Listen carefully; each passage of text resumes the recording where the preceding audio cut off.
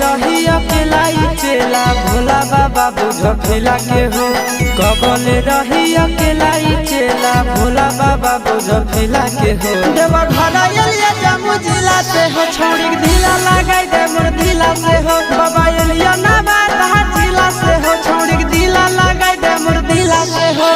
कबल रही अकेला चेला भोला बाबा बुझ फिला के हो।